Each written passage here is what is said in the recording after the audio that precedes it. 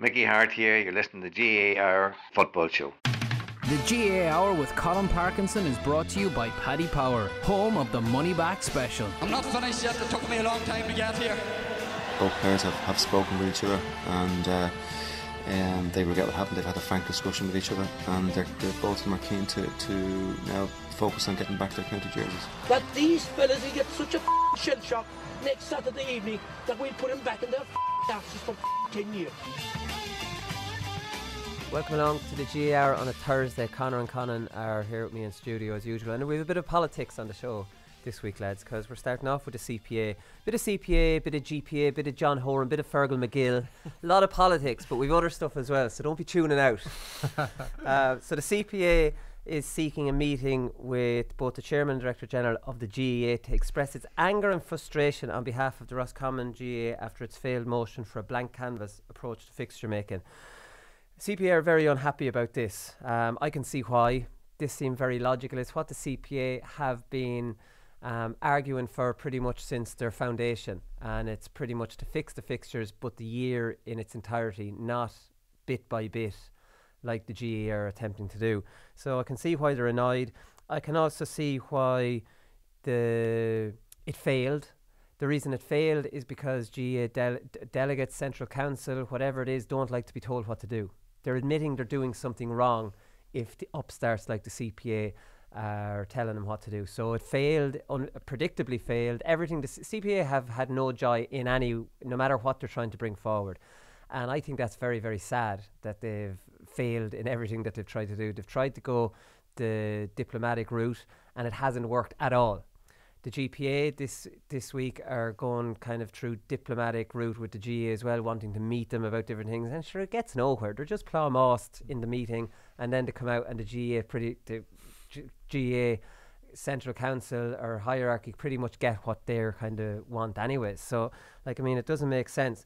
And Fergal McGill said about this, the Uachtaráin has been very clear with the CPA and others. The main analysis of the 3-year period will probably begin next August, and that's been known for a period of time.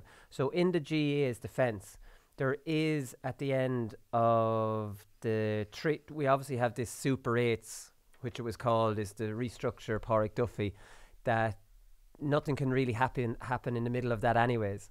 And the GAA are going to have a review of that, and the CPA are invited into that review. So there's kind of two ways to look at it. Do we want this pushed through mid-3-year, which will never really happen anyways, or the CPA will get their wish and get in on the review of where to go from there?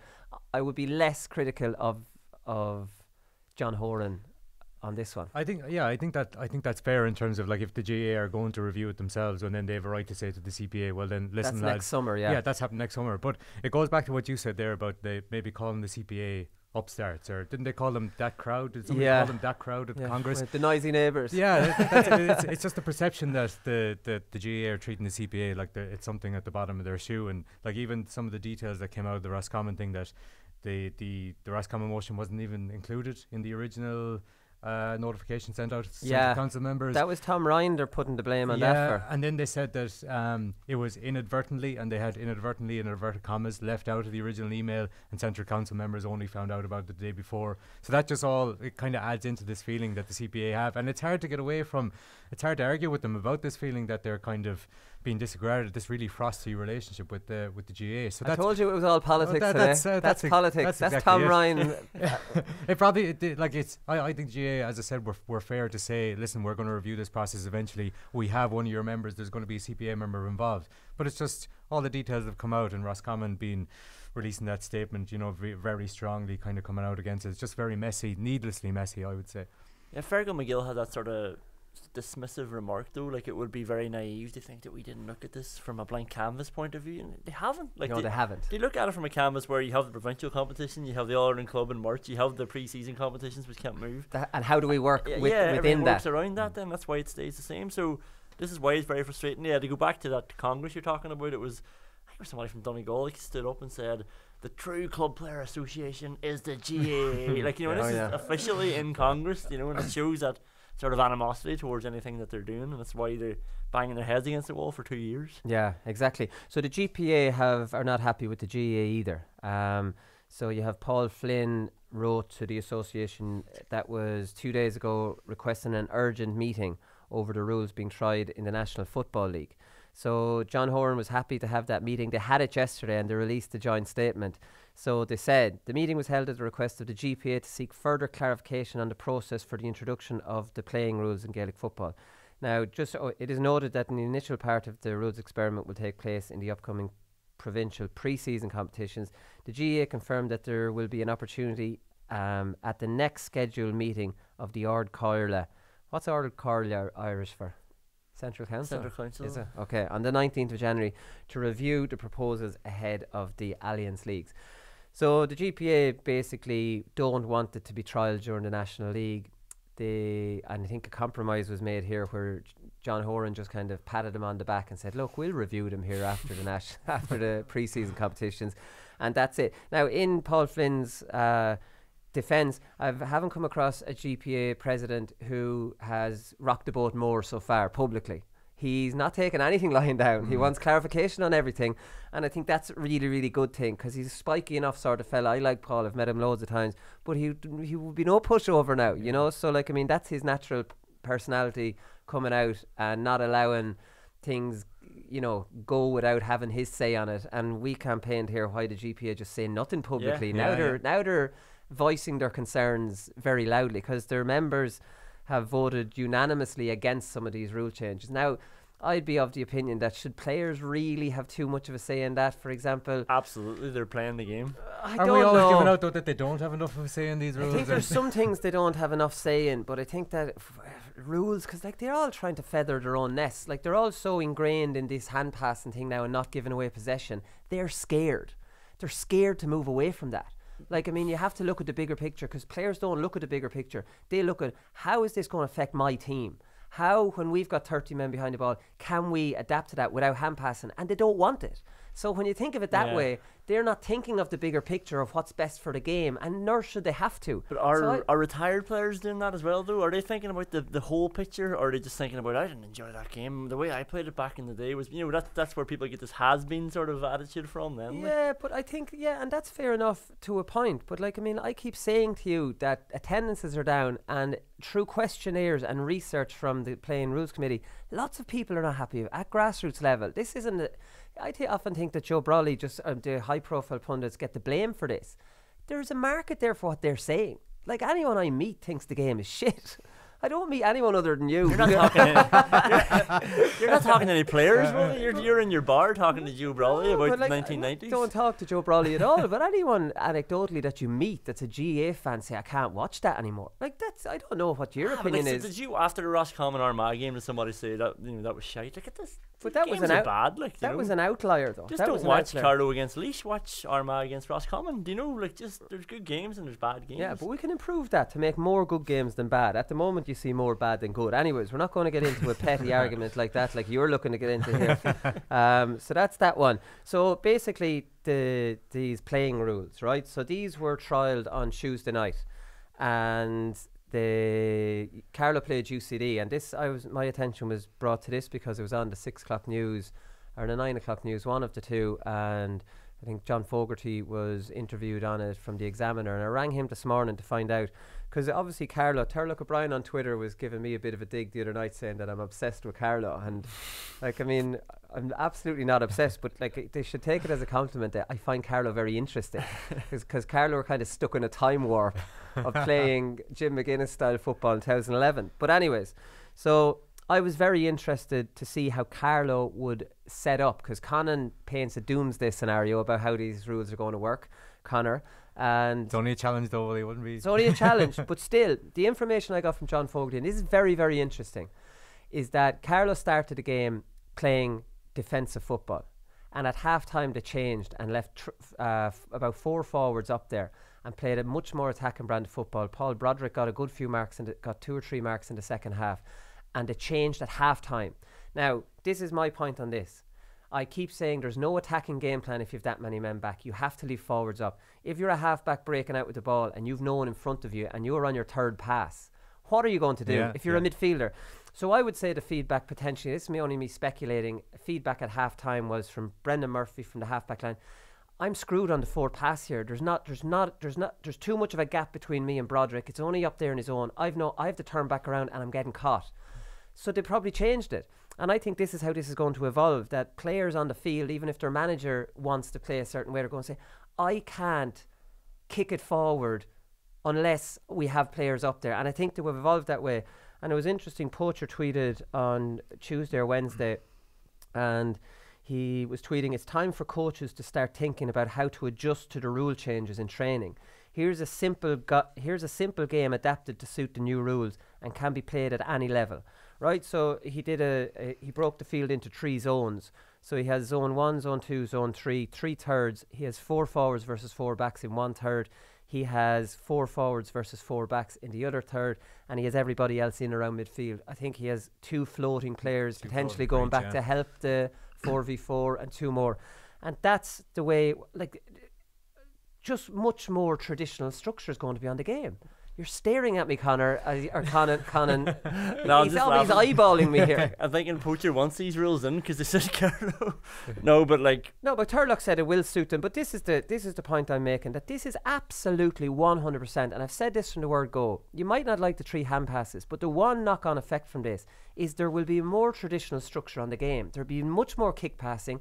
Why could anybody want that? Let's just wait until we see some games. Like, this is a challenge match, and like, it's a nice picture he's painted, but what could have happened is Carlo might have just been trying out 2 different game plans anyway, like, for a challenge match before the season starts. Yeah, well, that's true. They've been defending for 2 years, so gradually they probably would have been looking to be a bit more offensive this year. Did John Fogarty suggest that in the first half, that they were really struggling because they had no outlet and because they had nowhere to go basicly after the 3 hand passes? There's only logic to that. And I know there were some clips. UCD, this is not in for the Sigerson, so UCD had no experience, had no kind of agenda to change or play these. They were just accommodating Carlo, who requested to play obviously these rules, and so I wouldn't read too much into anything UCD did. But Carlo absolutely used the offensive mark and absolutely left more forwards in the other side of the field. Obviously, they could have decided that before the game, Conán. I have no idea. No, look, I'm thinking that maybe from the feedback from the player, I can only imagine as a half back, you're told to break out a pace,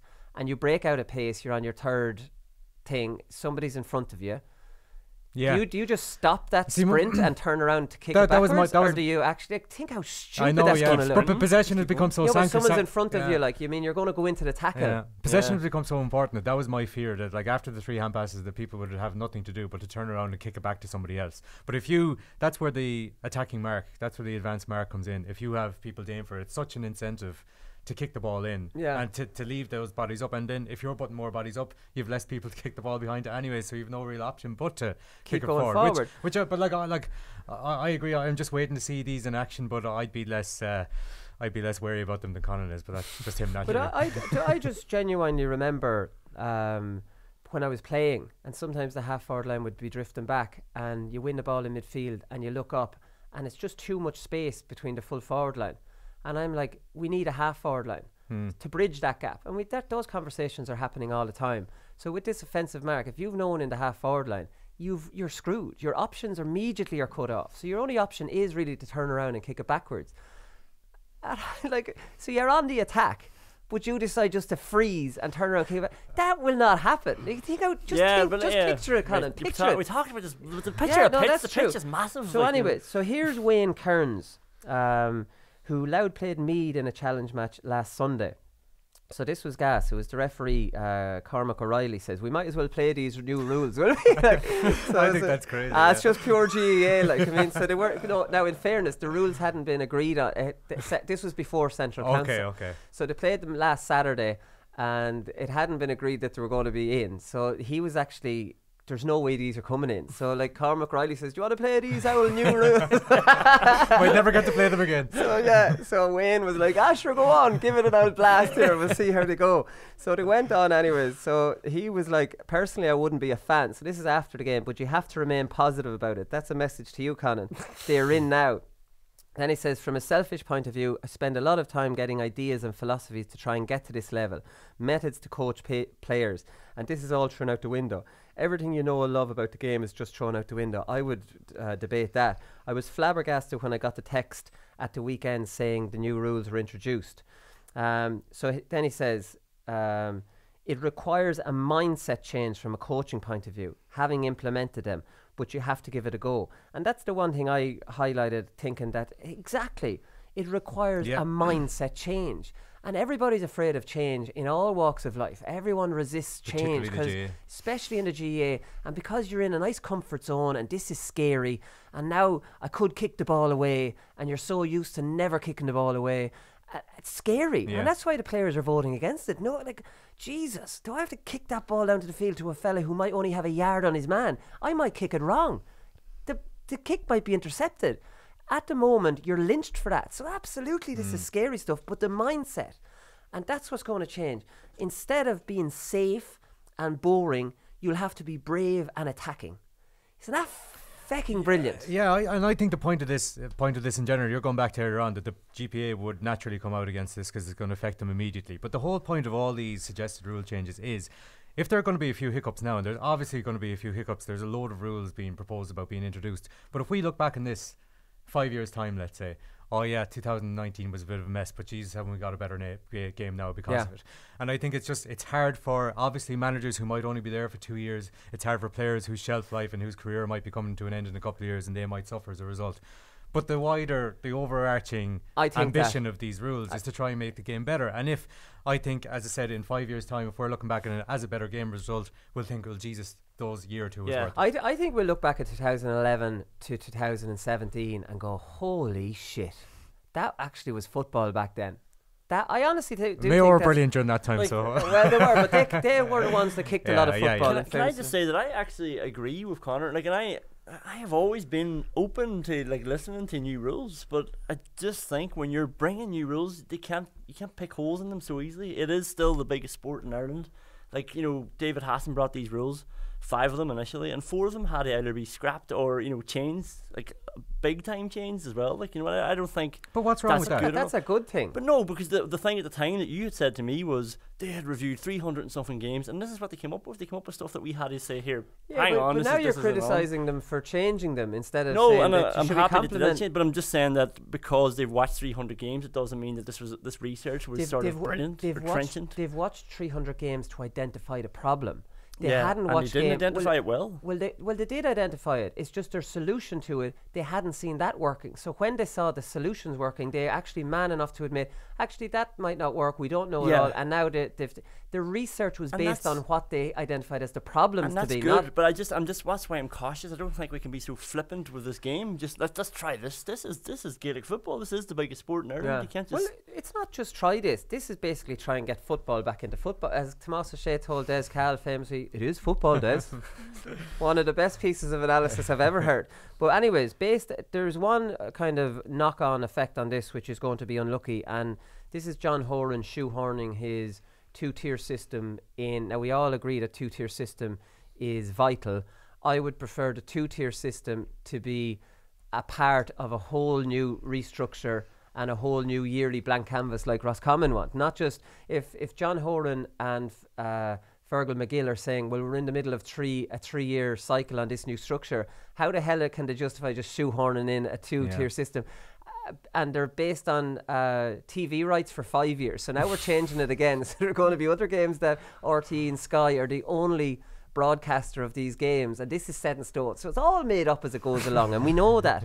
But the 2-tier system could come in next year, right? And the 2-tier system is going to be based on your league standing in that year.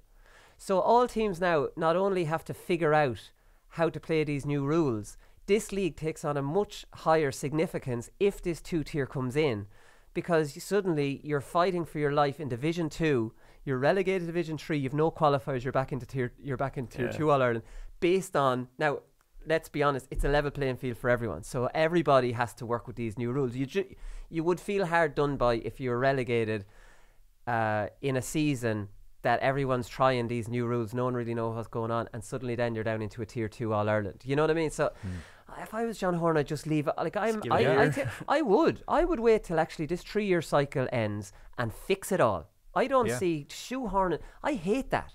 I really desperately want the 2-tier, but don't just stick it in next year. Yeah. Like, how does that solve? It helps things a little bit, but it's just putting a tiny little band-aid on like a big gaping wound. I do like the idea, like, 'cause I want the league to be treated more importantly as well. Like, and I think once teams start doing that, and once it actually matters, then the league will be, it's class anyway, but it'll be even better because it will mean something towards the big competition at the end of the year. So I like that idea, but you're right. Just give it a couple of years. Relax yourself, John. To link it on, to link it in. Like, I mean, it's terrible that we're actually criticising bringing in a 2-tier, but like, I mean, the 2-tier will be good.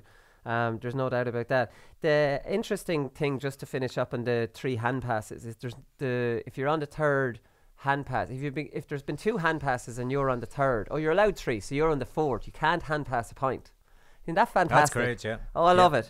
I love it. Now, having said that, I don't have anything against the hand pass. I hate it. It's an awful cop out. Now, I have to admit, well, it's not always a cop out. I think when you beat a man along the line and you've no other option but to hand pass it. But when you're presented with a one-on-one and you decide to fist it over the keeper's head, that's when I hate it. That should be banned. But having said that, when you take someone down along the sideline and your angle is tight, 99% of those are thrown over the bar. They're not hand passed over the bar. They're just lobbed. You're just throwing that over because it's hard. You won't get that angle properly with a good fist pass on it. You're just kind of lobbing that. A ref will never give it against you. Never give it against you if you're under a lot of pressure coming. Not even the umpire. You're probably falling into him as you're doing it. Now you'll have to kick it up into the air and hope someone gets underneath it because you can't have it. Well, according to Conán, she might just drive it back into your own 45, Conán. You'll go completely backwards back to your goalie.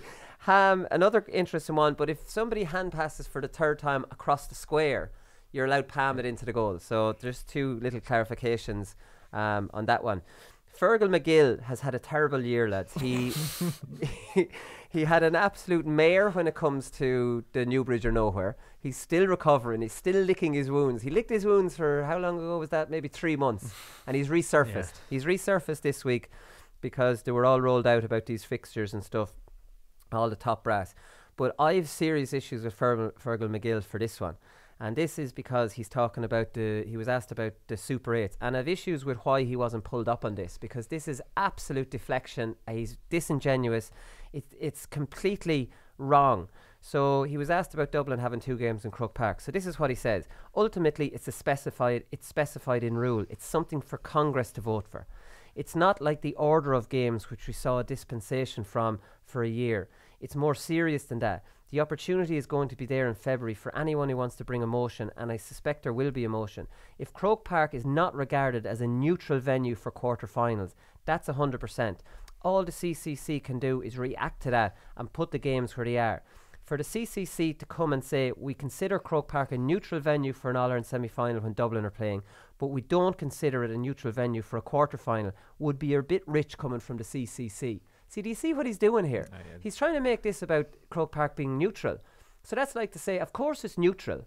Of course it's neutral. If you try to argue Croke Park being neutral, this is a huge Congress bloody issue and it's changing. You're not going to argue that. Hang on a minute. What about the other game they have in Croke Park? Not the neutral one, the home game, Fergal, which the CCC can absolutely fix for somewhere else without going through Congress. Does he honestly think people are stupid? I couldn't believe what I was reading. And I was asking John Fogarty how the hell nobody pulled him up on this, and he said it was at the very end of the round whatever interview, so he didn't have a chance. I could not believe Fergal McGill with a straight face will try and say that this issue can only be solved by Congress. Yeah, it sounds like he just almost made that up on the spot. Like you're clung on to the word neutral. As you said, like, you know, the issue is that Dublin are playing 2 games in the one venue. It doesn't matter where it is. It doesn't matter what's neutral and what's home. So if it's neutral, it can't be the other. And if it's home, it can't be neutral. So there's 2 ways of looking at this. He's looking at it one, which is a very, very difficult fix. Almost an impossible fix because Croke Park is neutral. Yeah, and he's right when he says it was voted for by Congress, but this was sort of shoehorned in alongside, if you want this shiny new Super 8 thing, and we're going to shorten the season as well, then Dublin are also going to play 2 games at Croke Park. That was just a little sort of add-on in the small print, and everybody voted for the Super 8s and the shortened season. But like, they had a vote for the Dublin thing as well. This wasn't up for discussion. It was the whole thing, all or nothing. So it got voted in, but nobody even raised this at Congress at the time. Are you going to do your vigil outside Croke Park next summer? I didn't do it in the end, didn't I? Not? That was next year. That was an idle threat. That was a promise. Was it a promise? I think so, yeah. I was very upset about that at the time, and then I thought, right, Donegal, we're going in heavy on this, and I was like, well, now it's getting traction. You see, My issue with a lot of counties is this. Is I don't want Dublin to play in Croke Park no matter who they're playing. It's not just if they play Laois I have a problem with this, and I've said this on the podcast before. Donegal were up in arms because it happened to be them. And now next year, if they play the same two counties that have to go play Dublin, they'll start complaining about it. Why can't you actually complain the fact that it's just unfair no matter who they play with? You know what I mean? And all counties get together instead and do what Donegal did and look after each other and just say what's in the interest of fairness for the competition. Because no county will be able to actually complain about it until the Super 8s are fixed. And then it's too late. And then you'll be told, have you got no more important things now to be worrying about? Like, do you not have a few matches coming up here, like important Super 8 matches? And this was with Donegal. They were compromised. So it was only kind of journalists and ex-players. Donegal actual management couldn't crick up a fuss because immediately you're almost admitting, right, well, we can't beat Dublin now, which no team in the Super 8s will end up doing. So there's actually no way you can take this on, you know. Well, who presents a united front? Would it be the GPA? Like it has to be a national body as opposed to Paul Flynn together. Paul Flynn, there he is again. He's on a good run. Yeah, you said that's one thing I don't think Paul Flynn will be taking him up on. You said that at the time as well, that this made Dublin's position in Croke Park stronger because it's like, look lads, they're afraid to come down here and play us. Like, and we said it last week, but Dublin would play anywhere, like, you know, and they would be happy enough to go somewhere else. We don't have to justify that stuff anymore, Conor. No, but like, it's not even that. I'm thinking about the Oma thing. Like, they liked going up to Oma to play, like, and it proved something for them rather than having this hanging over their head the whole time. Yeah, it's not justifying it for Dublin people, but I'm sure that they would like going out and actually beating teams on their own patch, which they would. No, exactly. In Kerry, lads, there's a little bit of news, and it's a little bit of poor form really by their new manager Peter Keane, and that is that the players that didn't make the squad weren't told. So, like, I mean, that might seem very little, but when you think about Barry John Kane and you think about Fionn Fitzgerald and fellas, Fionn was a captain of the team. Like, I mean, they deserve a phone call to be told, look, we're going in another direction and you're not in. The only way they found out was by reading it in the media that they didn't make the Kerry squad. That's an awful kick up the arse as far as I'm concerned. So Fionn Fitzgerald obviously isn't nothing to do with Crokes because other Crokes players are in the squad. So that's what I thought when I saw that Fionn Fitzgerald had been, because Crokes are still on the club run. But that's there'd be a lot. Sure, the rest of them would be in a similar thing. So it seems to be them. So Cairns O'Rattley's delegate at the Kerry County Board meeting, Dan Walsh, he raised the issue and he says Tim Murphy said a few things fell through the cracks. So he's going to implement a system now where players that don't make the squad are actually going to be told. I'm not sure, is it a county board issue or is it the new manager issue? I'm not really too sure whose responsibility. They're not easy phone calls to make, so I can understand why you might not want to make them. What's the criteria? Would you have to be on the squad the previous season? I think those two. I think those two. They definitely. If you're on and off it, like, I mean, they deserve a phone call, and they deserve a phone call from Peter Kane. Like, I mean, that's just. I think that's just manners, and or else they deserve a letter. They deserve some form of communication to realise I haven't made that squad, and not. Imagine your phone blowing up the day that it's on all the websites. Like, I mean, the embarrassment, which is I never heard anything. They would have just assumed they were going back in, do you know, because they've been there for so long. Do you know? You would. Tommy Walsh got a call up, lads, so he's going to be in there. And if anybody wants a little outside bet, I must check it with Paddy Power. Tommy Walsh for Player of the Year. How about that? Offensive mark. Oh well, okay. You get big odds on that. Tommy Walsh is unbelievably accurate off both feet. He can take marks on both sides. But obviously the rules aren't in effect yet. They're still only on trial, and they wouldn't even be in. They'd be in for the following year, hopefully. So maybe not this year, but Tommy Walsh the following year. His hands are like buckets. Like Cheddar said about Johnny Glynn, he's got hands on him like the bucket of a JCB. Tommy Walsh has that, and he's got finishing power. Tommy Walsh plus offensive mark plus Clifford. How old is Tommy? How old is Tommy? 30. Now? 30. Yeah, he still has it in him. Yeah, but he's an unbelievable fetcher, and he's not much of a mover anymore. But most teams will play with one man that doesn't leave the edge of that square as an outball. Like, that's how I would. Obviously, with the new tactics, if you have someone like Tommy Walsh, the two in front can be moving around, but Tommy Walsh do not. You're there for the diagonal ball, and we want you on the marks. And this fella can stick them over. So, like, I mean, he's going to be a huge So weapon. you get 100 to 1 on that, would you? He's Well, been you would. out of Well, the it's county no- game for so long. It's no good. He's not in this year. Like, without the without defensive mark, I don't know how well he's moving. He's moving pretty well in the club. The change in the mark, like inside the 45 now, has made it a little bit different. Where it seems like it's going to be less of a high ball option and just somebody who can win the ball with their chest. No, it's like, still outside the 45. yeah, but it has to be kicked from outside the 45. But if you win it anywhere inside the 45, then you've got a free kick. Really? Yeah, that's changed. There's almost a 20-meter kick 20 pass. 20 metres, isn't it? Again, we can get into the rules, but like that could just be a pop pass to somebody's chest. So Dean it's Rock, not, who it's just not put it over. inside the 21. No, it's changed to the 45, like inside the 45. They used to have flip-flopping, Willie. I didn't actually realise that, did they? Yeah. Oh, well, that's not good.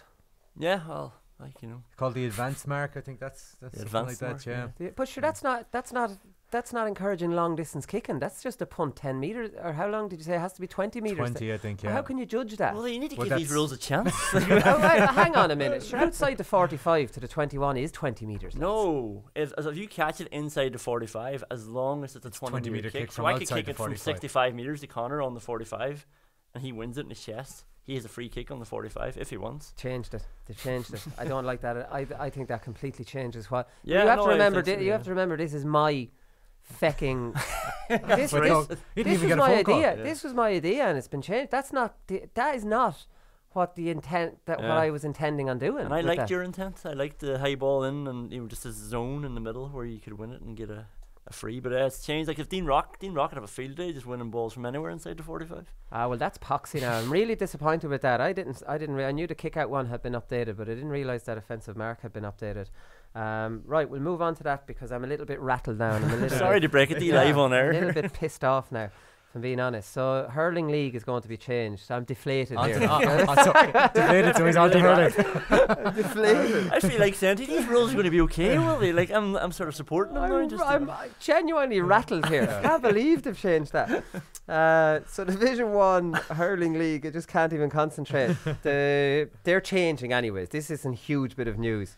So they're going to be, instead of Division 1A being really, really strong with 6 incredibly strong teams, and Division 1B having 2 strong teams and the other 4, they're basically mixing them up. So they're going to be 2 equally strong groups. So I don't think it's massive news. It's just going to happen in 2020. So there you are. It's 2 weeks away. I don't know. You can't really go from them changing the offensive mark into kind of but it is good boring because enough. we had complained about it was easier being in 1B than like for ages. Yeah, you prefer to be in 1B than 1A really, because you just had, and Galway and Limerick have won All Irelands coming out of it. Yeah. And Waterford have got to an All Ireland final. So like, I mean, they pretty much had to change that because it's in your interest to be relegated and take it nice and easy in Division 1B. This is a more interesting hurling one. Before I get into this, Michael Brick Walsh has committed for another year. So we all thought he was retiring because after Waterford were knocked out after their last game, was it against Cork and Thurles? And he, you know, when you get the child out and you kind of have that kind of look about you that you're done. He's back anyways under the new management team. Another interesting one about a stalwart is Conall Keaney committed to another year with me on the show here when Pat Gilroy was there. And now Maddie Kenny is over the team, and now Conall Keaney has to see how the body is. So he's not too sure. Like, I mean, I don't See know how the body is for the GAA, is it? Yeah, exactly. So I'm always very interested in how Conall's doing. Like, I mean, Dublin's loss will be our gain. A vote of no confidence from Conall Keaney. No, well, I suppose maybe like they have their Leinster club campaign. Well, their actual county final went to a replay, and their Leinster club has been off the charts. So maybe he's just seeing how he is. Anyways, this is a more interesting hurling one. Is that the luminous yellow slitter? Now, none of us will know anything about this because none of us watched the Fenway Classic, unless you did, Conor. Me and Conor hadn't any interest in it. So they used the luminous yellow slitter with red trim. Is that what that's called on a slitter trim? Ridge. Yeah. Ridge, yeah. is it? Ridge, I think. Mayo man knows I that. was like, yeah, go ahead. I was talking to Al, a Galway man in the office before he came out. So A ridge, right, okay, well done. That's research for the show, Conor. You should start doing this sometime. So anyways, this ball is manufactured by Greenfields, DST, whatever that is. They're a company registered in Kilkenny, and it contains a readable chip in the core to facilitate pitch side verification, confirming that the ball complies with standards. And this seems like such an obvious thing to do, because I didn't realise this. A study conducted 12 years ago revealed that when a ball was pucked at full capacity, the Cummins brand ball travelled 13 yards further than the O'Neill's one. Like, and that's some difference for puckouts, lads, and some disparity in between two brands. Like, and basically, any team can nominate what ball they want to play with. So, for example, I'm trying to think of a goalie. Stephen O'Keefe from Waterford can be pucking out at one end of the field, and Anthony Nash can be pucking out the other, and then using completely different balls. I think that's mad in the same Madness. game. It's in the same game. Yeah. Your goalie brings the bag of balls. Yeah. And that's whatever balls he wants, you know, and your team knows. And actually, the other team's not really sure what balls you're playing along. You don't even have to identify, right, well, we're using these. Yeah, you just have to figure it out. So, for example, you catch a puck out the first one of the game, and you go for a long range point, which is well within your range, but only you're using the O'Neill's 13 yards short. and it's 13 yards to the button short. You would be like, are we talking like? We've no hurling man here. We're just imagining this is actually what happened. I'm just thinking about the Deflategate. This is like hurling's version of it, like where you bring a softer ball and you just screw over a free taker. Or whatever. Exactly. Well, talking about tampering with balls, Donald O'Cusack said he's one man who's often messed with slitters to a little bit of gamesmanship. He said, as long as there isn't a standardised slitter, this wasn't this week, he said this, as long as there isn't a standardised slitter, go to any goalkeeper or any player and they'll bring their own. So they'll bring their own balls. So like, I mean, this clearly is a good thing, that every slitter is the same, and the yellow and red is designed to be able to see it better. Because I don't know about G, but when that ball's cleared up in the air, it's hard for the camera to exactly follow it. Yeah, when I'm at a live game, which is always at a live hurling game, but I genuinely just start watching where the players are gathering, because that must be where the ball's about to land, because I lose it when it goes into the air. Yeah. It's nearly, unless in the future they can get, they couldn't, you know, the golf drives are hugely helpful. That'd be unbelievable. Oh yeah. So imagine you get a clearance and this is just tracking the whole thing. We'll be able to see the spin they put on it. Another 2 ones quickly here, lads, because I'd say we've gone way over time here. The All-Star trip. So the All-Star footballers are going to Philadelphia. They're gone this morning. And there's only... so this is the 2017-2018 All-Star. So that's 2 years, isn't it? So they always bring 2 years together. For the first time in the history of the All-Star Tour, there are going to be more journalists going than players. There's only 14 players going, right? So, like, I mean, that's very, very... Now, you have to... In the players' defence is that they have a team holiday coming up. Now, this is the footballers. So I was thinking the hurlers already had the Wild Geese and the Fenway Classic. Yeah. So if it was a hurling all-star trip, these lads have used up their annual leave. But I'd say footballers, I know they probably don't use that much annual leave, but when you get to December time, you're down to the bare bones, and then you're thinking, right, well, we have team holiday now in January, and I'm using this year's ones for that. Like, they probably Save can't. some leave for Christmas. It's only 3 days. So they used to do exhibition games, but they turned into such a farce and so uncompetitive that they've done away with that. So they used to have replacement players. So they'd always have 15 versus 15 for the match. They don't have that now. So they've only 14 players going. So instead they're going to coach local children. So Alan Milton was saying, we took a different direction. We put the focus on coaching the local kids this year. Hate that word, kids. So in terms of an exhibition for people, we felt the time of the players will be better used trying to promote the games to the youngsters. And there'll be over 110 kids, he says, I'll say children, in the Limerick Field complex outside Philadelphia on Saturday morning. So it's not a big news. I just thought it was an interesting thing that there's more journalists going. It's big enough news to send 15 journalists. 15. So I thought the 15 journalists used to kind of go to potentially cover that game. Yeah. So they're just going to be standing around watching Conor Callahan coaching a child. You write an opinion piece. Well, started off with a few rolling the ball on the ground. Actually, you know what? I can see why you would go now. Are they going to assign a player? Like every journalist just says, well, there's 14 players, 15 of us. We'll take a player piece. And one lad gets the day off. So basically, Con started with some light ball work. Oh my God. Then moved on to a 3v3. And the way he interacted with the American children. I was actually laughing at this originally, but now I can see why. Conan, you'd love it. You imagine shadowing Con as he coaches youngsters, the future of the game. They gone now. You could probably get out there, could you? I'm winning right next year, yeah. Well, we're going to try and get Conan on the All-Star panel, right? So I was talking to John Fogarty about this morning. I was saying, you. I don't want to get on it. Oh, that's fair enough. I'd only box the head off Breheny if I got into a room with him. But, okay, I wouldn't. Yeah. But anyways, so I was saying, how many examiner lads are on that now? He says, well, I'm on hurling and football, and Enda McAvoy's on the hurling. He says, many from the Independent, they seem to have loads. Well, Bretany's on both, Colm Key's on football, Vincent Hogan is on hurling, and they might have one more. They could have 4. And I was like, here, how come we don't have anyone? He says, well, listen, if you want someone, all you have to do is send get someone send a letter into Alan Milton, explain your case, why you think you deserve to be on the All-Star panel, and Alan Milton will make a decision based on that. So I said to Conán this morning, Conán, we're putting you on the All-Star panel. So you're trusting him to write a letter. No, basically, the morning after the All-Stars announced, I can attack him. I can attack him on the show. Yeah. But so that's it. So we're going to try, because I said, listen, GAR is the best GAA podcast at the moment based on numbers. The others hide their numbers, so we can't be fully sure, but they're not in the iTunes charts. And I says, well, Conán, state your case. So we'll get someone else to state Conán's case, and hopefully he'll get in next year. We can gang that'd up be on him great. then afterwards. That'd be great. We can absolutely attack him. I'll be calm, Calvin. I played fullback the whole year. I don't know what you're making a big deal about it for. The last one before we finish, lads, I have this down. Another reason to love Jack McCaffrey. So Jack McCaffrey admitted that he voted for himself in 2015 for Player of the Year. Excellent, Jack, because you'd want to be brain dead not to vote for yourself for Player of the Year when you think about it. Now, he didn't vote for himself, and he's absolutely not brain dead this year, but the reason he didn't vote for himself is because obviously 2 of his best friends were up for it as well. And he was honest enough to think he didn't think he deserved it. Now, that's subjective. Like, I mean, he had 2 man of the matches in the 2 most important games of the year for Dublin, semi-final and final. Lads have got Player of the Year for less than that. So, like, I mean, Jack was fairly, self-deprecating to think he didn't deserve it. But anyways, he wouldn't say who he voted for. He said, I didn't vote for myself. I voted for someone that wasn't myself. So he left it open to interpretation who he voted for. But voted for himself in 15, won't admit who he voted for between Kilkenny and Fenton. Who do you think it was? Fenton. Do you think so? I think so. Well, based on what? Because he No won. idea. Because he won. Chances are it was Fenton. Maybe he voted for Kilkenny and just doesn't want egg on his face that he backed the wrong horse. Maybe. Anyways, we may leave it there, lads. We'll be back with Eddie Brennan.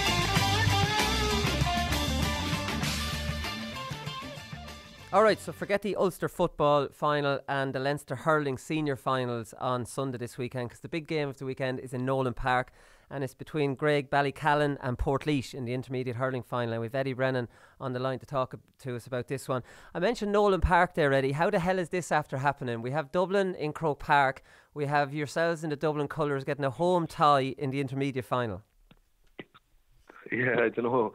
I think it just there's a rotation basis. I think, unfortunately, for the Kilkenny team last year, I think they had to travel to Meath for the Leinster final. So I don't know. Thankfully, Wooly, I'm not involved in administration level at GAA, and I don't think I'd ever want to be. So I don't know how it is, but I don't. To us, it doesn't matter. I think in a way, I would have no problem going to Laois either. So it would have been 6 of one, half dozen of another, because in a way, there's a kind of a.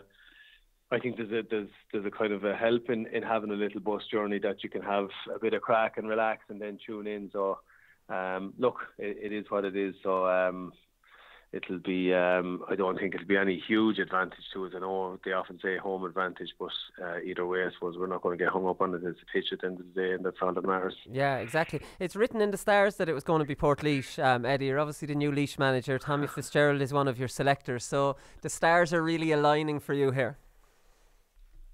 I don't know about that. They have a warped sense of humour, so they have maybe. But yeah, no, it's funny. A few weeks ago, look, we're kind of doing a bit with obviously the senior setup. We're getting them back. You know, they're getting stuck into it now, and it was strange. You know, when Tommy was on about, you know, they won the senior B in Laois, and you know, I suppose it was on the cards for us. And I said, Jesus, are we in line to possibly collide at some stage? And you're kind of going a quarter final stage with 8 teams, and you're going, surely something. And then it just slowly, and I think Niall Corcoran got a hell of a whack out of it anyway, saying, geez, this is going to be interesting. So I was shoving a few extra spuds over onto his plate there after the meet, after the training session. So we'll see anyway. But we made a little pact to say, Tommy, you stay in your end and I won't go down near you, and you don't come up near me. So we'll try to keep peace that way anyway. But that's the thing. But you know plenty about Portlaoise, because you worked as a guard in Portlaoise for a good few years, so 7 or 8 years, wasn't it, Eddie? And you lived in Portlaoise for a long time, so you know plenty about the scene. And this is how it makes it even more ironic that it's Portlaoise and you're the Laois manager. There's a whole lot of things coming together here. Yeah, there's a few little side shows, really, to be honest, and it just makes, I suppose, as I said, an additional side story on the whole thing. But yeah, look, I worked up there for the guts of 8 years, and I lived up there all during that time, and So I suppose, look, would I have a huge knowledge of the present Laois team? Not really, but look, they have a couple of real good, I suppose, guys through that team. A couple, you have obviously Tommy and Kerr Healy and a few of them, backbone in the team, and then you have a lot of young guys. So in a way, the Port Laois, I suppose, their team mirrors our own team a little bit in that we have a few experienced heads, and then we have a really kind of a new generation of guys coming along. I think there's a lot of those guys through the Laois team as well, like be it with, like Frank Flanagan, Keane Taylor, Rigney. So there's a few young lads there, Kieran McAvoy, guys like that. So it's probably just the few stragglers that are hanging on and not letting go, and then all the young lads trying to push in and push them out. But look, it's an interesting prospect. It's actually gas with Portlaoise. All the ex Portlaoise hurlers like Cyril Duggan and Niall Rigney and all these fellas, and obviously John Taylor, all their young fellas are now coming through as some of the young lads on the Portlaoise team. Niall Rigney and Cyril Duggan's young fellas are kind of new to the forward line, and they're playing really well. Yeah, it is. It's funny because in 1998, when we won our first senior championship in Kilkenny, we went up to Carlow and played all those daddies, and they were fairly tough daddies, I can tell you. That they were, I suppose they were a battle-hardened outfit insofar as Leinster senior hurling campaigns were. It was our first time in it, and I had the comfort of sitting on the sideline that day, which was kind of nice really, because it was a dirty, wet, rotten day. It was 6 points to 5, and it was a real grunt match. And I just remember, like, all the times when you're younger and you're on the sideline, you're always trying to make yourself big, that the manager might see you up the sideline when he looks up. One of those, that was one of the days that you gladly sat in at the back of the dugout, and with 5 or 6 minutes to go, you're nearly hoping you didn't go in. But look, that was a big education for us. I mean, you look at that Port Laois team at the time; they had some really, really experienced county players as well. So that was certainly a big education for our club insofar as what Leinster hurling was all about at club level. Yeah, and you definitely learned from that education then, because you came back in 2000 and you won the Leinster club, and like, it's heartbreaking what happened to you in the All-Ireland final in obviously the next year against Athenry, and they were the big glamour team at the time, winning All-Ireland clubs. Like, I mean, you were home and hose really in that one and conceded 2 late goals. And I don't know if you've never recovered from that, Eddie, but like, I mean, you find yourself in intermediate then in 2013 going back, and you're only after getting back to senior now. I don't know, did you all go on the drink after losing that final, or what happened to you, or did you just all slowly just in 2013 all that good minor group in the late 90s just ended up retiring? Yeah, I suppose what happened was we went to that Club All-Ireland in 2001. Ironically, the only Easter Monday one ever, and we'll never forget it. But coming down the straight with time just up, we were 4 points clear, and we managed to make a few. Just again, I suppose you put it down to sometimes maybe lack of experience on a big day like that, where that was Athenry's third Club All-Ireland to win, so they knew what probably they had to do. And I think there's a very famous picture in the Season of Sundays from that year of Eugene Clunan scoring the equalising goal with our fullback's hurl in his hand. Now I think that was down to our fullback grabbing his hurl as the ball came in, and Eugene, being the sharp enough clever fella that he was, he returned same and took our fullback's hurl. But yeah, we had a young team at the time with a good age profile, and it's funny, 1 or 2 lads left, went to America, went to Australia, and then slowly the team ebbed away. And what probably happened was that we just didn't drive on enough. Maybe we needed to, when our manager stepped away at the time, we probably needed someone of real profile to come in and take us on. It's easy to say that now, of course, but we contested a few shields and league finals in Kilkenny at the time, but we slowly ebbed away, and then eventually it culminated with dropping down. And I felt at the time that, dropping back to intermediate, everyone in the club was kind of giving out, saying, look, we're a senior club. And I said, no, in my own mind I was kind of thinking, look, you have to try look at it as a good thing and say, if we're good enough, we'll go back up. And maybe it's a good time for our young lads to kind of get a bit of experience of adults hurling, because we had some really good minors coming along. And sure, look, when the time is right, it happened. So look, fortunate enough, albeit 18 or 19 years later, it's happened. Yeah, you're finally back up there. So you're centre forward for the club, or do you rotate around? Oh, I think just whenever the lungs are empty, you might go in and stand inside the square for a little while. But I don't know. It kind of it happened funny enough, and like, we lost a big player for us this year in Colin Penderville. He'd done his cruciate earlier on, and he was part of the Kilkenny senior squad, up until April and May, and he was a huge blow to us. So at that stage, look, I hadn't said one way or another what I was doing, and in fairness to Decky Brown, he never put any pressure on me or anything like that, and he just said, look, whatever it'll be will be. And I went hurling Junior B the whole summer, and we had a good year. We won the league and championship Junior B in Kilkenny, and it was only then kind of you got a heap of matches. And for me, you probably don't need training when you get that bit older, that you'll tip away and keep yourself in good order.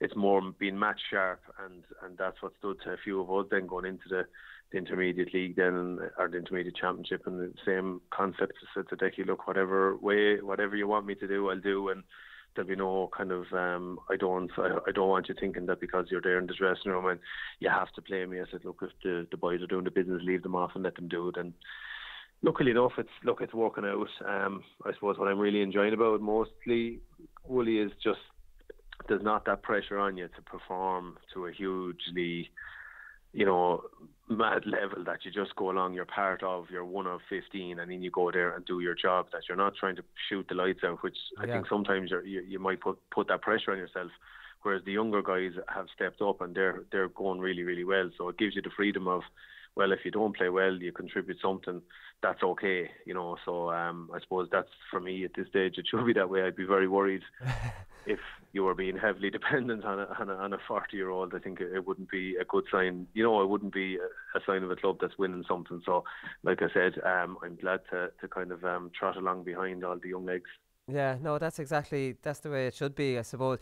So I presume your pace is gone. You're 40. You're the same age as me. I went back playing this year, and I hadn't played for 7 or 8 years. So I was thinking to myself, Jesus, I can't actually go past lads anymore. So I didn't play enough. You've been playing, across that time. So you came across this a lot more gradually. Did you have to adapt your game as you saw maybe you couldn't get away from lads as you used to be able? Because that was such a huge weapon you had. Yeah, it probably is. To be honest, I think it's a lot of the time your game is built on. Mine was I was fortunate, I had good stamina that you could kind of cover a lot of ground in matches, and whereas now it's just more you're trying to just I suppose use your brain a little bit more, because I've just found on occasions there definitely when you turn and wheel off someone, that younger guys have that acceleration that they can make up ground, and that's the natural evolution of it. I suppose you just have to accept that too. There was a few times there you'd be wondering what's wrong and thinking there's something wrong with you, but when you kind of sit down and realise it too, I suppose you haven't that young body anymore that's you're just able to squeeze an accelerator and go. So I suppose it's just adopting. It's just maybe more, I suppose, using your influence on the pitch a little bit too, that you're kind of talking to lads a little bit more and trying to make a nuisance of yourself really. And I suppose I just get a whack out of it sometimes too, that people are still worrying about you, and I just laugh away going, Jesus, you can't be worried about a 40-year-old. That's really, you cannot be. Go watch one of the younger lads, they're going to do the harm, so it's funny, but look, if so be it, if it helps, it helps, and a lot of the time I'm just trying to maybe create space for other fellas and drag defenders out of positions, or get into hooking and the blocking as well. So well, that's it. I'd say the young lads will miss you when you're gone, because because you have the reputation, you're getting all the attention and they're getting that little bit more freedom that they wouldn't be getting if you weren't there. Yeah, look, I think, and that's, look, I've kind of said this too. I don't think, any of us look at ourselves that way. You go, well, brilliant, if I can create an opening for somebody else, if you can distract lads, if you can, whatever it is. But the reality is, look, I suppose the younger lads are seeing that, look, they're growing and they're getting along, and if you can help for 10 or 15 minutes or 20 minutes, whatever it is. But no, you'd be happy enough saying, look, it shouldn't be. You have to look at what's the future, and the future is the younger lads in the club. And I suppose the bottom line, I'd love to be. I'd hope that the selectors, or even myself, that you should be big enough to say, I'm in the way now, get out of there. And I think that's the one big thing, and I think that's the one thing I'd like to think. I'll be honest enough with myself, I felt right. If I'm interfering with something here, if I'm holding back 2 or 3 young lads, or if the lads feel under pressure to play, then definitely the right decision is to move on and go back and maybe stay with the Junior B or whatever it is, if that floats your boat. But the reality is, if you're contributing, then you contribute, and in that regard, look, age is a number in a way, but I suppose the bigger picture is the future of the club. Yeah, no, exactly. So how are you managing your time now? Like, I mean, like I said, you're Laois manager, you're training for an intermediate Leinster final. How are you fitting it all in? Like, what nights are Greg Ballycallan training? I suppose this time of year there's not much you can do. So we train 3 times a week with Laois at the moment, and it's kind of outside of that. Then it's just a case of planning it out, and it might mean a double tap training on a Sunday or something like that. So I suppose the home life is certainly something that you're fierce mindful of, and I won't lie to you, it's busy and it can be it's I suppose unfair at times. But I suppose it is what it is. It's definitely cool. It's just one more match on Saturday, and whatever happens after that, there'll be obviously a reward for one team, and it'll be the end of the year for the other. And I suppose in that regard, like I said, there's not much you can do this time of year as regards training for the club championship stuff. I think generally it's going from weekend to weekend, so you're limited in what you can do. But I think fitness-wise, at this time of year, you're fit. You're not going to get fit in a fortnight, or you're not going to gain any fitness. It's just maintenance at that stage and keeping in some shape. And look, once you're having those conversations with when training is on, you're able to get there. That's probably it. Yeah, no, true. I was reading a quote from Conall Keaney, and you hear these quotes the whole time from players is, oh, well, he hasn't been talking to Maddie Kenny because he's been just focusing on the club. Just wondering how you can focus. What are you like? You've got 2 focuses which are really important to you. Like, what are you daydreaming about when you're driving in the car? Getting the camera lads involved, or winning the match, winning the intermediate match at the weekend? Like, I mean, your focus is on 2 things really. Yeah, it is, and it's a tough one. And to be honest, look, when you're looking at, when I was spoken to about the Laois job, we were nowhere near the county final, so in a way it just wasn't in the thinking, and you're kind of going, right, well, whatever will happen, because I just don't believe in planning 2-3 years down the line as regards as a player, and certainly at my stage of the career, to just literally go for whatever is in front of you. So that kind of just tucked in behind the whole Laois thing, and again, that was my focus right through from once I got appointed as Laois manager. You're doing a lot of the work in the background, so it's hard. It's a difficult one, and I'll be honest, it's not ideal, because obviously what's there on everything in its place is that the potential to win a Leinster title with your club is massive, obviously, and especially for, as I keep saying, for the young guys on our team, it's going to aid them going forward to play senior next year with the club. But it's hard. It's one that you're torn between a little bit. But it's like I said, you just have to sit down and manage your time, and have an understanding people at home is probably the key to that too. And like I said, we're only looking at Saturday. I mean, Saturday, either it'll be all into the Laois set up after Saturday, we'll have been beaten, or else you're just getting another couple of weeks, and look, there'll be a bit of a break before Christmas or whatever, so it'll be just focusing on the Laois. We have a few Welsh Cup matches to get out of the way, 2 before Christmas, 1 after Christmas. But look, the bottom line is, we got our master fixtures the other day, and the Joe McDonagh final and all the rounds have been fixed, so my planning is definitely sat down, and you're starting to plan out back from round 5 all the way back along, and start to get your schedule in place. So it's constant, it's busy, but sure, look, it's a good busy to have. Yeah, exactly. I saw you need to be hitting the pitch of the league pretty quickly. It's Galway and Waterford first up. Like, I mean, I know Laois won't be expected to win that, but you don't want to be losing them badly, and knock the good work that you've done, or kind of knock confidence out of the lads. So in a way, you could maybe build it up to say it's a good kind of start, and another way it's a terrible start. Yeah, it's certainly been thrown into the deep end, and as such, then that means that the emphasis on getting the most out of our training time between now and then. And I know, this is the crib, and I'm not going to come on and have a rant now. You're saying, right, that you have 2 such important matches in the depths of winter, and yes, you're saying it's obviously everything is geared towards championship, but I look at them as crucially important matches, and they're going to be a measure of where we're at and where we need to get for later on in the year. And like, as I said, I'm not going to come out and make any foolish statements about both those matches, but I certainly think that we have to have the Laois hurlers ready to take on those challenges. I think that's the one thing that you have to have a bit of belief that when you're going up and you're getting up on a bus to head to Galway, and I know from a player, Galway is a hard place to go to get a result. So you'd be under no illusions about what's facing you. But you want to go up there and learn a bit about yourself. And as a player, I'd be, trying to get the players to embrace that. And if we do as much training as we can do in such a limited period of time, that they're ready to take on that challenge, and that's all you can do at this point in time. Obviously, there's a bigger picture for later on in the summer. The Joe McDonagh is everything in our focus. But I certainly want to put in a good campaign in the league. I want to maintain that we stay in 1B at the very least. I mean, it would be great if, when you look at that group that we have, aside from those two matches, you then have Offaly, you have Carlow, and you have Dublin. And if we can get 2 victories in any of those 5 matches, that puts us into a league quarter-final, which would be massive. Yeah. It would be absolutely massive. And I think that's achievable. So that's where it's at for us, I suppose, at this point in time.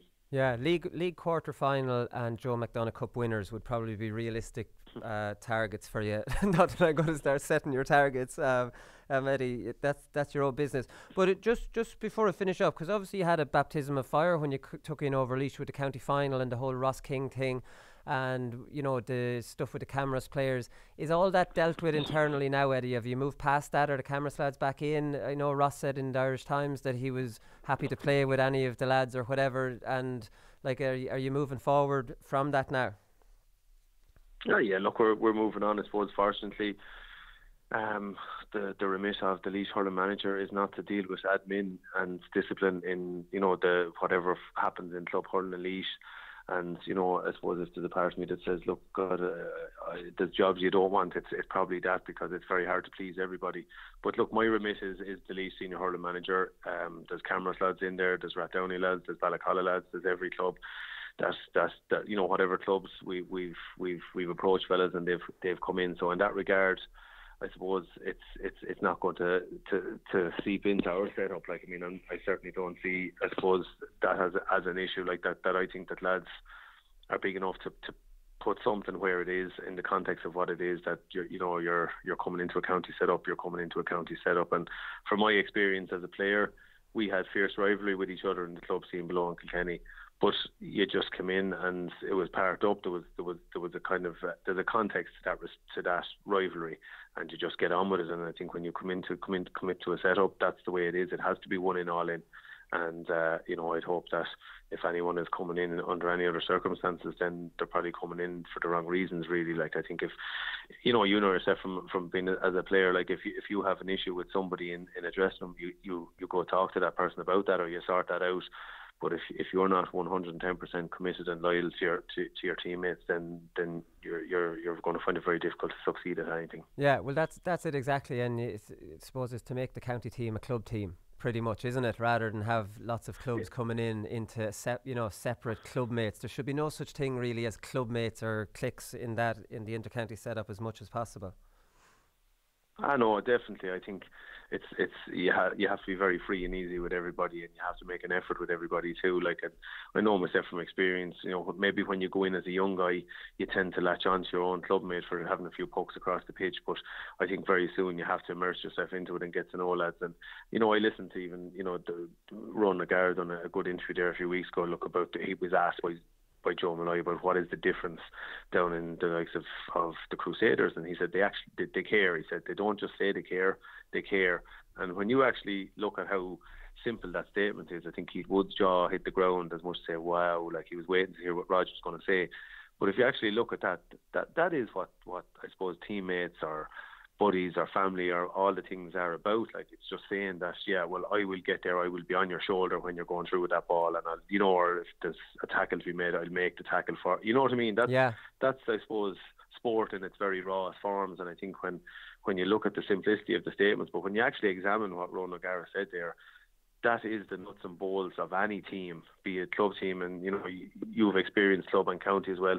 When things are going well, lads will get up there beside you. They will have your back. They will cover you, and they will, they do care about it. And that's the reality. No matter what setup it is, club, hurling, football, county, tiddlywinks. If you're in a team, then that's what you're willing to do, you know. So that's the way I look at it, and you'd be hoping, look, to have that within a panel. Yeah, no, that's brilliant. That sums everything up. You can talk about whatever you want, but if players don't care deep down to actually do the stuff, they're not, you know, the stuff behind the scenes and the chasing, because you can get away with you're probably at 40 years of age now, Eddie, where you see the centre back running up the field. Like, there's obviously stages where you don't want to go after him because you want to kind of, you know, protect the legs or whatever. But like, I mean, players all over the field can get away with doing little things like that, and they all build up. And maybe that's it. If you care, you will do it. Yeah, that's it. Like, and you try. Otherwise, you delegate the fast lads to follow or whatever. But I know that's it, and that's probably the fundamentals of a team. I mean, you have the skills, you have the mindset, the tactics, all that kind of stuff. But the very basics are that you're coming in there and you give yourself, and that you're going to, you know, have a course and get out of your comfort zone and maybe test yourself a little bit and not be afraid to do that, because I suppose, you know, anyone that has never maybe achieved their potential hasn't taken risks. So sometimes it means taking risks, it means taking chances and see where it takes you. Yeah, exactly, Eddie. I've taken up enough of your time. I'm not going to wish you best luck at the weekend for obvious reasons, but look, I'll be at the game and let the best team win.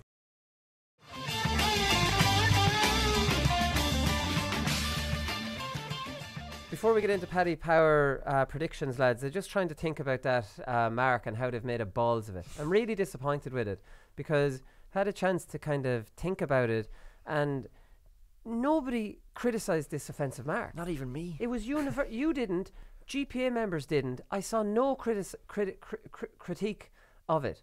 And the reason this offensive mark, and the reason I thought up of it, was that if you get a good long ball and you catch it in close to goals, you're bottled up by 2 or 3 lads and they turn you over.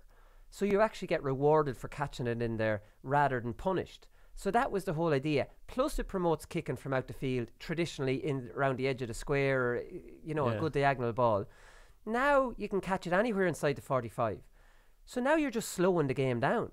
And now it's more like Australian rules, where there's marks inside the 245s for kickouts, and then there's marks inside there's very small area of the field that there isn't marks. And why on earth, if you catch the ball around the top of the D, would you want players just stopping? Or catch anywhere inside the 45? You want them playing on. You want this to be a fast game. You only want the mark where it's close enough to goal that it doesn't really slow the actual flow of the game down, and you're more likely to be bottled up. If you catch the ball inside the 45, when do you ever get bottled? You know, you don't usually get bottled up there, where all this is doing is slowing the game down for me. Yeah, and like the idea of your mark was it was going to be a purposeful kick, so it was going to be from beyond the 45. A good kick, at least 25 metres into the danger area. And I was sick as well seeing, like, say, Aidan O'Shea catch the ball and people having a licence, they beat the shit out of him. But now he can catch the ball and get rewarded for that, and that was a good purposeful kick. But now I can pass it from the 65 metre line, a little pop 20-yard pass, and Kilkenny O'Connor can catch it, and it's game That's stop. it. There's also the governing of the 20 yards. Do you know, as if refs don't have how are you meant to know that? Yeah. And that's the thing about the kick out, which I liked, from the 20 outside the 45. That's easy to police. Now that's changed to from the 20, just 13 metres. So who's really judging where that 13 metres, like, that makes it more difficult. If you're using the natural lines on the field, it's much easier, and that's why the offensive mark was perfect, outside the 45 and inside the 21. And it can be anywhere outside the 45. The 25 metres is the minimum kick that you're going to kick. I'm genuinely in shock that this has completely changed, man. And nobody complained about it. So what are they basing this on? A poxy college match? Who've got managers who might try to be, I don't know how many times it would have even happened in a college match. What they're basing that on, that's incredibly, incredibly disappointing. It really, really is. It's really, really disappointing. Anyways, Paddy Power predictions. Ulster Intermediate Club Football Championship Final. Mullahoran of Cavan playing Avina. They're in the athletics grounds. We'd be fancying Mullahoran there. Like I was talking to Eddie Brennan there, the big one in Leinster is the Intermediate Hurling Championship Final. This on Saturday as well, between Craig Ballycallan and Kilkenny, Portlaoise of Laois in Nolan Park. Craig Ballycallan are 1-4 favourites for this, Portlaoise 10-3. Give Portlaoise a much better chance than 10-3. But I suppose the smart money is on Craig Ballycallan there, I'm sure, as you'll both agree with me. Leinster Junior Club Final. Dunamagan from Kilkenny. So Sounds Kilkenny, right. Kilkenny are in all 3 Leinster finals, junior, intermediate and senior. They play in a Fianna for Meath. They're 1-5 and a Fianna are 7-2.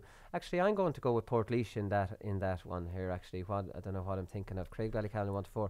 Dunamangan are 1-5. So it just shows the strength of Kilkenny club hurling at the moment. Then on Sunday, on the 2nd of December, we have the Ulster Club Senior Championship Final.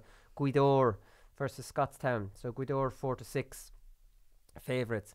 Scottstown are 13-8. So you've got a great price on Scottstown on that, lads. So Michael Carroll of Guidor was quoted of saying he's playing this usual game. So we'll be going into the final, and Scottstown will be big favourites. They're not actually favourites. But now this is from a team that are 4-6. Scottstown are 13-8. They're going to be big favourites, but we'll take a look at them over the next 2 weeks and we'll give them a good rattle. Michael had that quote prepared for any opposition whatsoever. Like, is that not pure GAA? Quintessential There GAA. is no chance that's going to be on any dressing room wall in the Scottstown dressing room. You've immediately put them in as favourites, which those mind games, lads. Like, when are they going to go out of fashion? Well, they'll be favourites. What difference does that make? Like, is it really making a difference in your head to make them favourites? Well, it's Maybe. absolutely said in every dressing room. You know, if Michael Carroll was to say, "Oh, we fancy ourselves a little bit," you know, well, it'll be in the Scottstown dressing room. Do you know what he said? He said that they fancy themselves this weekend. We're going to show them. So you know, you just have to say it. Yeah. Yeah. Listen, and no matter how many times, if you are bullish and you win, that's just ignored. You could be bullish 10 times and you win, it's ignored. If you're bullish once and you lose, this isn't huge news, and look, that's why he lost, and it's just, that's the way it is. But Niall Friel, who's the captain of the team, and he was captain of their under-16 under-16 minor and under-21. They won 2 under-21s, Guidor, so they have this great group of players coming through. He said this on the Crossmaglen game: inside our own heads, we knew with our pace, if we could get past their traditional high press, the goals were there, and that's what happened.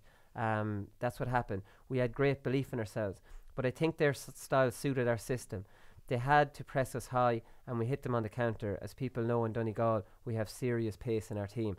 So, like, I mean, that's very good analysis, and that's exactly what happened. Like, you had Darragh O'Brien breaking through unmarked, which is very rare in the in any modern football. It's very rare, really, from the beginning of time for a centre back not to be opening him up there, especially not if he got through the first time. He shouldn't be getting through the second time. But, like, I mean, against Scottstown, who by no means are a really defensive team, but at the same time by no means are as offensive as Crossmaglen, that's not going to be there for Guidor. Any VC past the Guidor win, I think I'd have an outside chance I'd be giving Scottstown a little nod. They're a tried and tested team at this level, have been in final before, have top quality intercounty stars. Not in the defence, they're from midfield up. The two Hugheses are completely adaptable to any position. They can alternate, both of them switch between midfield and the forward line, and obviously Conor McCarthy and Shane Carey are two intercounty standard forwards. Very good for midfield up, Scottstown. So it's in there. Like, I have a funny feeling Scottstown could win that one. Yeah, I was going to go with them as well. I thought I was going to be the one giving the big prediction, but like, I've seen Guidor 3 times. I've seen Scottstown once, but I haven't seen too much of either team. But I do like the sort of firepower that Scottstown has. Like, I think that can win game for them. And Bagan they were poor against Coleraine. You see, that's probably why they're gone to 13-8. Coleraine are good though. I remember I thought Coleraine were going to win that. So part of me. This is the thing. Sorry to cut you off, but they've just won the championship. The Slough-Nail have come out. Exactly. Do you know what I mean? They've beaten after Coleraine. A replay. Like, they beat Slough-Nail after a replay. Coleraine did. Right. So they're well deserving of being champions of Derry, and then Scottstown went and sort of limited them completely. So after that game, I'm thinking, they can do that to Coleraine. Well, they didn't limit them completely now. They were actually they needed to score the last 4 points of the game to actually win it. Coleraine looked like worthy winners for a lot of it. That's why I'm saying their performance wasn't great. The win, obviously, I'm not discounting. But they were in big trouble in the second half of that game, but they pulled it out of the fire against the wind when they really needed to. So I think that just that durability and that experience in comparison to Guidor, I'd give a quick one to Scottstown, that one. Conor, who do you think will win that one? I actually think Scottstown as well. I just think because again, I've seen as much as Scottstown as I have at Guidor, but like, Guidor looked very good against Crossmaglen, but because they were able to kind of implement the style of play that they wanted to play, basically, and I don't think they'll be allowed to do that against Scottstown. So I think there's very little between them in the odds anyway, but I would just on paper, I think Scottstown are brilliant. And I fancy them to win it. Right, okay, so the Leinster Hurling Championship final, Ballyboden play Ballyhale Shamrocks, and that's in Dr. Cullen Park at 2 o'clock. this is another great game in the making. Ballyboden are 2-1 outsiders. Ballyhale Shamrocks are 1-2 favourites in this according to Paddy Power. Ballyboden obviously come out of Dublin, where the double back-to-back All-Ireland champions Coola have come out of. They beat Kilmacook Crokes, who beat Coola. Their county final went to a replay. Then they played Clonkill in the Leinster Club, and that went to extra time. Then they played Coolderry, and that went to 2 periods of extra time. So to say Ballyboden are a little bit battle-hardened and fairly tried and tested would be an understatement. Ballyhale Shamrocks have won their last 2 matches in Leinster pretty easily. They still are in a little bit of a transition phase. Even Henry Shefflin was on the show, and he was taking on the job. Bringing in some youngsters into the team, and I think they've 4 or 5 under 21. So a little bit like Crossmaglen. This is not the Ballyhale Shamrocks of 5 years ago, with Henry at his prime and Cha Fitz on it, and then the usual fellas on it as well that are on it now. I think Ballyboden are a great price at 2-1 there. But they've had a couple of weeks since the Coolderry game, haven't they? Yeah. To recover. There's one thing to say if they were playing week on week and it was extra time then and 2 periods of extra time. They have plenty of time to recover, and it just it's a cliche, but having gone through those battles, having been kind of tested but to the pin of their collar a couple of times and haven't come through it, whereas Ballyhale, just judging, not that they haven't come up against anyone, but judging by the margin of their victory, they had it very easy, so they might be kind of taken aback by what kind of Ballyhale bring to them. Or Ballyboden bring to them. I still think Ballyhale will win, but I wouldn't have it 2-1. That's my argument. You'd have Ballyhale as slight favourites for this one, but it's a very, very close game. Absolutely not 2-1 outsiders. Maybe their names on the trophy, will they? Well, as your father would say. My father is very rarely wrong, and he would probably say it out. Ballyboden and their names are on it this year. There's a higher power pushing them to the line. So Ballyhale might as well not show up. I have to ask my father. Are their names written on it or not? He's the one that makes that judgment call. Right, just to finish up then, Munster Junior Football Championship Final, Beaufort of Kerry play Drum Tariff. I'll definitely be getting tweets about that. They're from Cork. That's in Mallow at 3:30. Who do you think, Conor? I'll Beaufort all the way, man. Yeah, because we can't pronounce the other one. Drum Tariff or Tarif. Which, lads? Come on, you're the... I'll say Tariff. Drum Tariff. Yeah, why not? Drum Tariff. Tarif, a little bit French. Munster Junior Hurling Championship Final is Ballinameela of Waterford versus Clockdove from Cork. Interesting fact about Ballinameela is a fella, Conor Mulhall, tweeted me, and he says the GAA are talking about club size, etc. Ballinameela has 90 members, 45 playing members, playing in the Munster Junior Hurling Final this Sunday. A dual club, and have won 6 county finals across both codes since 2009. Oh my Jesus God. Christ. Take that, your mull and a hockta. That's incredible. Yeah, that's incredible. So we're up for Ballinameela in that one from Waterford against Cork. Well, we'd always shout for Waterford against Cork anyway. So this is we'll be interested to see how Ballinameela get on that. Anyways, lads, this has been a very, very long podcast. So we'll have to leave it there, and we'll be back on Monday. Review everything that happened at the weekend. Right, talk to you then. Good luck.